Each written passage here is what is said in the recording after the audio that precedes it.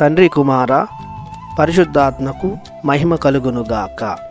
ఈనాటి జీవవాక్యం. ప్రభువు మహాకృప కలవాడు కనుక తన భక్తుల మీద కనికరము చూపును. కీర్తన 106 వచనము 45.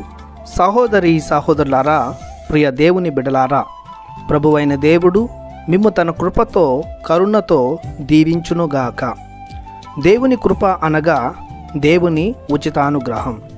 మనము అర్హులము కాకపోయినా దేవుడు మనపై చూపించే దయ. మానవుడు పవిత్రీకరణ పొందుటకు ఇచ్చే దేవుని వరం.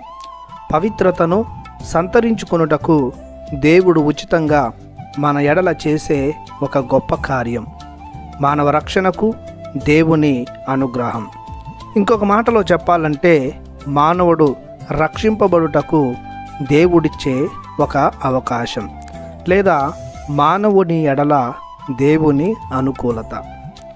దేవుడు తన మహాకృప వలన తన భక్తులు బుద్ధిహీనులైన, బలహీనులైన, దుష్టులైన, దుర్మార్గులైన, పాపాత్ములైన వారిపై దయచూపి వారిని క్షమించి మంచి వైపు, పవిత్రత వైపు, దేవుని వైపు నడిపిస్తాడు. మనిషి దేవుని కృపను పొందుకొనుటకు ఎలాంటి ప్రయాస, శ్రమ చేయనవసరం లేదు.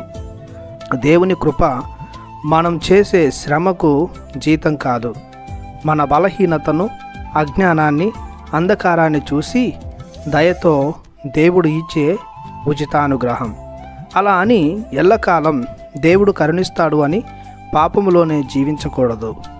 మనసు, మాట, మదిని మార్చుకొని ప్రభుని బాటలో నడవాలి. అపార విశ్వాసముతో, నమ్మదగిన తనముతో జీవించాలి. ఆయన మహాకృపకు యోగ్యులైన ప్రజలముగా, ఆయనను ప్రకటించే శిష్యులముగా ఎల్లకాలం జీవించాలి. ప్రార్థించుదము. కృపా సత్య సంపూర్ణుడవైన మా దేవా, మీకు మా వందనం, మీకు మా స్తోత్రం. అస్తావ్యస్తంగా తయారైన ఈ ప్రపంచాన్ని, మానవ లోకాన్ని సరిచేయుటకు, మానవాళిని పవిత్రపరిచి రక్షించుటకు మీ మహాకృపను మాపై కుమ్మరించారు. మీ ప్రియకుమారుని మా కోసం ఈ లోకానికి పంపించారు. మేము క్రీస్తులో విశ్వాసాన్ని కలిగి మీ అనుగ్రహాలను అధికంగా ఆస్వాదించేలా దీవించమని యేసు పరిశుద్ధ నామంలో ప్రార్థిస్తున్నాము తండ్రి. ఆమెన్. దేవుడు మిమ్ము దీవించునుగాక. ఆమెన్.